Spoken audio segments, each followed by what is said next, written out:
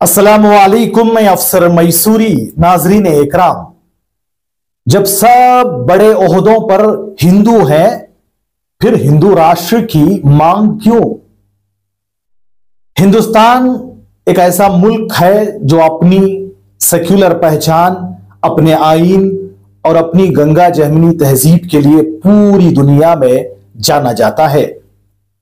वजीर आजम हिंदू, सदर हिंदू, ज्यादातर विजरा हिंदू, मुल्क की ब्यूरोक्रेसी से लेकर रियासती हुकूमत तक अक्सरियत हिंदू चेहरों की।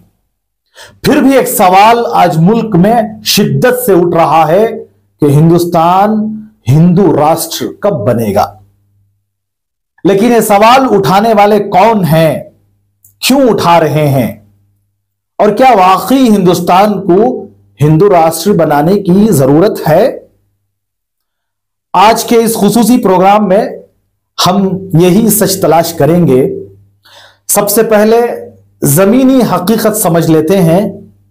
हिंदुस्तान में आज वजीर आजम हिंदू, सदर हिंदू, बीशतर मरकजी विजरा हिंदू, ज्यादातर रियासतों के वजीर आला हिंदू, इंतजामिया, पुलिस, ब्यूरोक्रेसी में 65% से ज्यादा नुमाइंदगी हिंदू।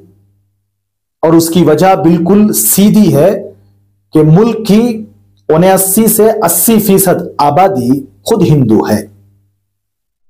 जहां अक्सरियत ज्यादा है वहां नुमाइंदगी भी ज्यादा होगी। यह एक कुदरती जमहूरी हकीकत है। लेकिन क्या इसका मतलब यह है कि मुल्क हिंदू राष्ट्र है? नहीं, क्योंकि मुल्क का आइन मजहब की बुनियाद पर नहीं, कानून की बुनियाद पर चलता है। अब सवाल यह है कि हिंदू राष्ट्र का मतलब क्या है? हिंदू राष्ट्र का मतलब यह नहीं कि हुकूमत में हिंदू हो, यह पहले ही हकीकत है। हिंदू राष्ट्र का मतलब है मुल्क का सरकारी मजहब हिंदू धर्म हो, रियासत मजहबी बुनियाद पर फैसले करे, खवानीन सनातन धर्म या हिंदू शास्त्रों की रोशनी में बने, आइन की सेक्युलर शनाख्त खत्म हो, रियासत गैर हिंदू मजहबी आजादियों को महदूद कर सकती है। यानी यह सिर्फ एक सियासी जुमला नहीं बल्कि आइन की मुकम्मल तब्दीली है। जब सब बड़े ओहदों पर हिंदू ही हैं, तो फिर हिंदू राष्ट्र का मुतालबा क्यों? कुछ मजहबी ग्रोह चाहते हैं कि हिंदू तहजीब को रियासती दर्जा हासिल हो। यह मुतालबा अकीदत से ज्यादा जज्बाती और अलामती है। कुछ नजरियाती ग्रुप ये कहते हैं कि हजारों साल हिंदू धर्म को दबाया गया, अब रियासत हमारी हो। यह बयानिया अवामी जज्बात को आसानी से जोड़ लेता है। यह हकीकत है कि हिंदू राष्ट्र का नारा वोट में तब्दीली लाता है।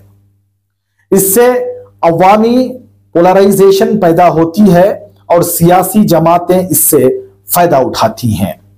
जैसे धीरेन्द्र कृष्णा शास्त्री या दीगर ग्रुप्स हिंदू इकट्ठा हो मुहिम चलाते हैं, जिसका असल मकसद भी समाजी एकजहती के नाम पर सियासी दबाव बनाना है।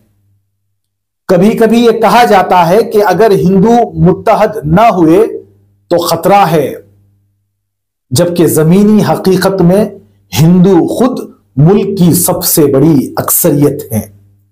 हकीकत यह है कि हिंदुस्तान को हिंदू राष्ट्र बनाना आईनी, अखलाकी और अमली तौर पर तकरीबन नामुमकिन है। इसके लिए पार्लियामेंट में 2/3 अक्सरियत, कम से कम 28 में से 15 रियासती असम्बलियों की मंजूरी, सुप्रीम कोर्ट की अपनी मोहर, आलमी सतह पर शदीद रद्द-अमल का दरकार है। और सबसे बढ़कर हिंदुस्तान के 140 करोड़ लोग, जिनमें से 25 करोड़ से ज्यादा मुसलमान, ईसाई, सिख, बुद्ध, जैन शामिल हैं, उनके हुकूक आइन महफूज करता है। इसलिए हिंदू राष्ट्र का नारा ज्यादा सियासी है, कम अमली। असल मसला यह है कि हुकूमत पहले ही अक्सरियत हिंदुओं की है, अवामी नुमाइंदों में अक्सरियत हिंदू हैं, मुल्क में सकाफत और तहजीब भी हिंदू रंग में ढली हुई है, फिर भी हिंदू राष्ट्र का नारा अक़लियतों के दरमियान खौफ और बेयकीनी पैदा करता है।